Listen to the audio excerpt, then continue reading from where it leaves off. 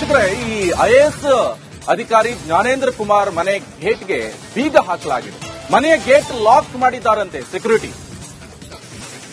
ಇಡಿ ಅಧಿಕಾರಿಗಳನ್ನ ಒಳಗಡೆ ಬಿಡದ ಸಿಬ್ಬಂದಿ ದಾಳಿಗೆ ಎಲ್ಲ ಸಿದ್ಧತೆಯನ್ನ ಮಾಡಿಕೊಂಡಿದ್ದಾರೆ ಇಡಿ ಅಧಿಕಾರಿಗಳು. ಆದರೆ ಒಳಗಡೆ ಸಿಬ್ಬಂದಿ ಬಿಟ್ಟಿಲ್ಲ. ಕಳೆದ 1 ಗಂಟೆಯಿಂದ ಜ್ಞಾನೇಂದ್ರ ಮನೆ ಬಳಿ ಮೊಕ್ಕಾಂ ಹೂಡಿದ್ದಾರೆ ಅಧಿಕಾರಿಗಳು. ಕೆಲವೇ ಹೊತ್ತಲ್ಲಿ ದಾಳಿ ಶುರು ಮಾಡಲಿದ್ದಾರೆ ಇಡಿ ಅಧಿಕಾರಿಗಳು.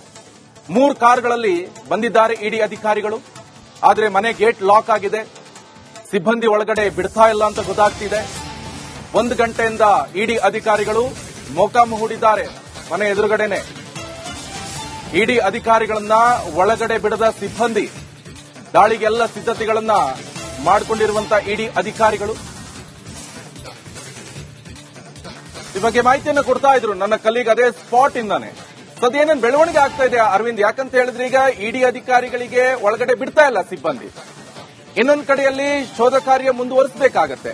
ವಾಟ್ ನೆಕ್ಸ್ಟ್ ಅಂತ ಏನಾದ್ರೂ ಬೀಗ ಮುರಿಯೋದು ಅಥವಾ ಒಡೆದ್ಬಿಟ್ಟು ಒಳಗಡೆ ಹೋಗ್ತಾರಾ ಅಥವಾ ಏನ್ ಕತೆ? ಅಥವಾ ಅವರಿಗೆ ಸಂಬಂಧಪಟ್ಟ ಮನೆ ಮಾತ್ರನ ಅಥವಾ ಕಚೇರಿ ಮತ್ತೊಂದು ಕಡೆ ಅಲ್ಲೇನಾದ್ರೂ ದಾಳಿ ಮಾಡುವಂತ ವ್ಯವಸ್ಥೆ ಮಾಡ್ಕೊಂಡಿದ್ರ?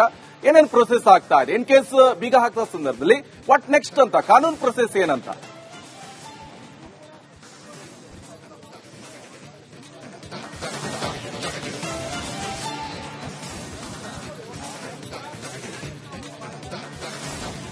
ಎಸ್ ನಿಕೇಶ್, ಖಂಡಿತವಾಗ್ಲೂ ಕೂಡ ಈ ಹಿಂದೆ ಶಿವಶಂಕರಪ್ಪ ಸಾಹುಕಾರ ಅವರ ಮನೆ ಮೇಲೆ ಏನ್ ದಾಳಿಯಾಗಿತ್ತು, ದಾಳಿಯಾದಂತಹ ಕೆಲವೇ ಹಂತದಲ್ಲಿ ಇತ್ತ ಐಎಎಸ್ ಅಧಿಕಾರಿಯಾಗಿರುವಂತಹ ಜ್ಞಾನೇಂದ್ರ ಅವರು ಎಸ್ಕೇಪ್ ಆಗುವಂತ ಕೆಲಸವನ್ನು ಮಾಡಿರ್ತಾರೆ. ಆದ್ರೆ ಅವರು ಸರ್ಕಾರ ಹಂತದಲ್ಲಿ ಅವರು ರಜೆಯಲ್ಲಿ ನಾನು ತೆರಳಿದ್ದೀನಿ ಅನ್ನುವಂತಹ ಒಂದು ಮಾಹಿತಿಯನ್ನು ಕೊಟ್ಟಿರ್ತಾರೆ. ಆದ್ರೆ ಫೋನ್ ಸ್ವಿಚ್ ಆಫ್ ಯಾಕೆ ಮಾಡಿದ್ರು ಅನ್ನುವಂಥದ್ದು ಇಲ್ಲಿ ಪ್ರಶ್ನೆ ಆಗಿರುವಂತದ್ದು. ತಾವು ದೃಶ್ಯಗಳಲ್ಲಿ ಕೂಡ ಮನೆಯನ್ನ ನೋಡ್ತಾ ಇರಬಹುದು. ಜಯಮಲ್ ಬಳಿ ಇರುವಂತಹ 8ನೇ ಕ್ರಾಸ್ ನಲ್ಲಿ ಇರುವಂತಹ ಈ ಒಂದು ಐಎಎಸ್ ಅಧಿಕಾರಿ ಜ್ಞಾನೇಂದ್ರ ಅವರ ಮನೆ ಏನಿದೆ, ಈ ಮನೆಯ ಗೇಟ್ ಲಾಕ್ ಆಗಿರುವಂತದ್ದು. ಲಾಕ್ ಮಾಡಿ ಸೆಕ್ಯೂರಿಟಿ ಸಾಹೇಬರು ಮನೆಯಲ್ಲಿಲ್ಲ ಸರ್, ತಾವು ಒಳಗಡೆ ಹೋಗೋದಕ್ಕೆ ಆಗೋದಿಲ್ಲ ಅನ್ನುವಂತಹ ಒಂದು ಮಾತನ್ನ ಸ್ವತಃ ಇಡೀ ಅಧಿಕಾರಿಗಳ ಮುಂದೆನೆ ಆತ ಧೈರ್ಯದಿಂದ ಹೇಳುವಂತದ್ದು.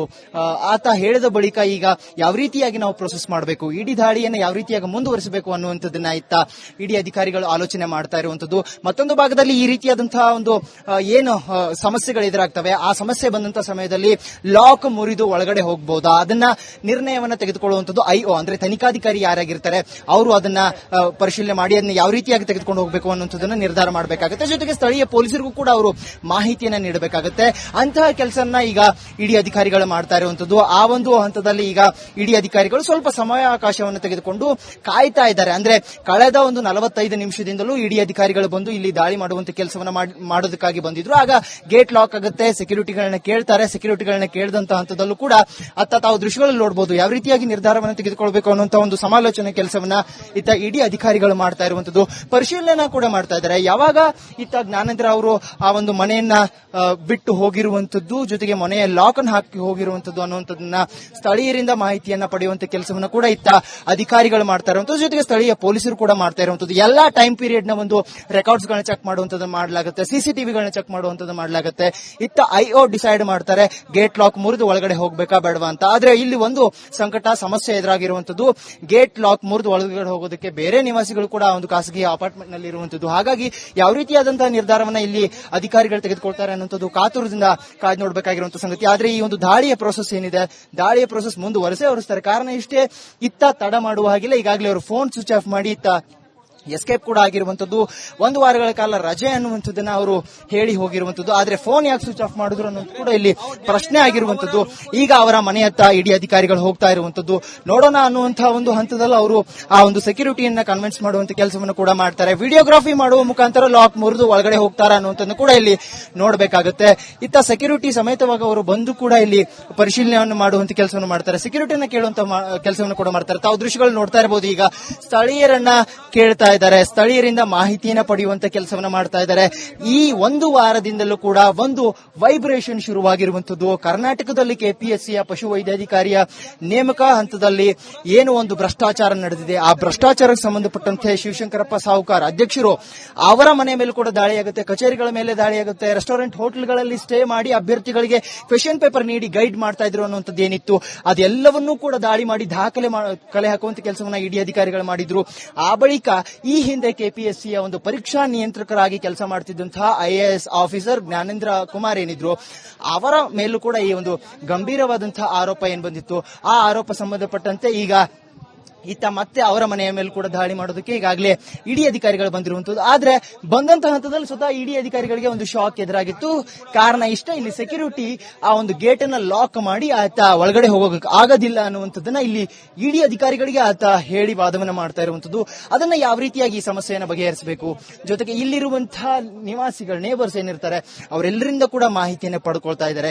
ಜ್ಞಾನೇಂದ್ರ ಅವರು ಎಷ್ಟೊತ್ತಿಗೆ ಅಂದ್ರೆ ಯಾವ ಸಮಯದಲ್ಲಿ ಅವರು ಮನೆಯಿಂದ ತೆರಳಿದ್ರು, ಹೇಗ್ ಹೋದ್ರು, ಯಾರೆಲ್ಲ ಈ ಮನೆಯಲ್ಲಿ ಇದ್ರು ಅನ್ನುವಂಥದ್ದನ್ನು ಕೂಡ ಕೇಳ್ಕೊಳ್ತಾ ಇದ್ದಾರೆ. ಅಭಿಪ್ರಾಯವನ್ನು ಕೇಳುವಂತ ಕೆಲಸವನ್ನು ಜೊತೆಗೆ ಮಾಹಿತಿಯನ್ನು ಸಂಗ್ರಹಿಸುವ ಕೆಲಸವನ್ನು ಕೂಡ ಅವರು ಮಾಡ್ತಾ ಇರುವಂತದ್ದು.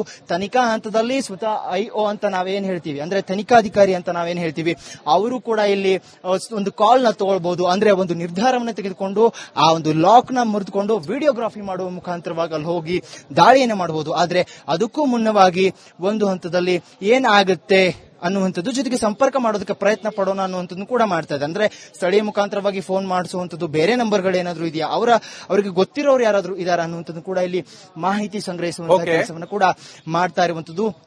ಒಂದು ಹಂತದಲ್ಲಿ ಸ್ಥಳೀಯರ ಅಭಿಪ್ರಾಯವನ್ನು ಪಡೆದುಕೊಂಡು ಸ್ಥಳೀಯ ಪೊಲೀಸರಿಗೆ ಮಾಹಿತಿ ನೀಡಿ ವಿಡಿಯೋಗ್ರಾಫ್ ಮಾಡುವ ಮುಖಾಂತರವಾಗಿ ಏನಾದರೂ ಇತ್ತ ದಾಳಿ ಮುಂದುವರಿಯುತ್ತಾ ಅಥವಾ ಬೇರೆ ಕಾಲ್ ತೆಗೆದುಕೊಳ್ತಾರಾ ಅನ್ನುವಂಥದ್ದು ಕೂಡ ಕಾಯ್ದು ನೋಡಬೇಕಾಗಿರುವಂತದ್ದು. ಸ್ಥಳೀಯರಿಂದ ಮಾಹಿತಿಯನ್ನು ಸಂಗ್ರಹಿಸುವ ಕೆಲಸವನ್ನು ಸದ್ಯ ಇಡಿ ಅಧಿಕಾರಿಗಳು ಮಾಡಿರುವಂತದ್ದು.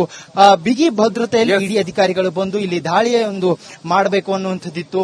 ಬ್ಯಾರಿಕೇಡ್ಗಳನ್ನ ಕೂಡ ಹಾಕಿ ಇತ್ತ ಸ್ಥಳೀಯ ಪೊಲೀಸರು ಆ ಒಂದು ಲಾಕ್ ಮಾಡ್ತಾ ಇರುವಂತದ್ದು, ಅಂದ್ರೆ ಈ ರಸ್ತೆಯಲ್ಲಿ ಯಾರು ಕೂಡ ಬರದ ರೀತಿಯಲ್ಲಿ ಲಾಕ್ ಮಾಡ್ತಾ ಇರುವಂತದ್ದು. ಭದ್ರತೆ ನಿಮಿತ್ತವಾಗಿ ಬಂದಂತಹ ಇಡಿ ಅಧಿಕಾರಿಗಳಿಗೆ ಸೆಕ್ಯೂರಿಟಿ ಗಾರ್ಡ್ ಒಳಗಡೆ ಬಿಡೋದಿಲ್ಲ ಅನ್ನುವಂಥದ್ದನ್ನ ಹೇಳ್ತಾನೆ. ಆ ಬಳಿಕ ಅಲ್ಲಿರುವಂತಹ ಬೇರೆ ನಿವಾಸಿಗಳಿಗೆ ತೊಂದರೆ ಆಗಬಾರದು ಅನ್ನುವಂತ ಒಂದೇ ಒಂದು ಕಾರಣಕ್ಕಾಗಿ ಲಾಕ್ ಮುರಿದು ಒಳಗಡೆ ಹೋಗೋದಕ್ಕೆ ಇಡಿ ಅಧಿಕಾರಿಗಳು ಈಗ ಸಮಯವನ್ನ ತೆಗೆದುಕೊಳ್ತಾ ಇರುವಂತದ್ದು. ಏನು ಮಾಡ್ತಾರೆ ಅನ್ನುವಂಥದ್ದು ನಿಜಕ್ಕೂ ಕೂಡ ಕುತೂಹಲಕಾರಿ ಅಂಶವಾಗಿರುವಂತದ್ದು. ಈ ಹಿಂದೆ ಅಂದ್ರೆ ಈ ಮುಂಚೆ ಕೆಪಿಎಸ್ಸಿಯ ಪರೀಕ್ಷಾ ನಿಯಂತ್ರಕರಾಗಿ ಈ ಐಎಎಸ್ ಆಫೀಸರ್ ಜ್ಞಾನೇಂದ್ರ ಕುಮಾರ್ ಅವರು ಕೆಲಸ ಮಾಡ್ತಾ ಇದ್ರು ಅನ್ನುವಂತಹ ಮಾಹಿತಿ ಇತ್ತು. ಅವರ ಮೇಲೆ ಗಂಭೀರವಾದಂತಹ ಆರೋಪ ಏನು ಬರುತ್ತೆ, ಆರೋಪ ಬಂದಂತಹ ಕಂಟಿನ್ಯೂ ಮಾಡಿ ಸ್ಟೋರಿ ಫಾಲೋ ಅಪ್ ಮಾಡಿ. Thank you so much.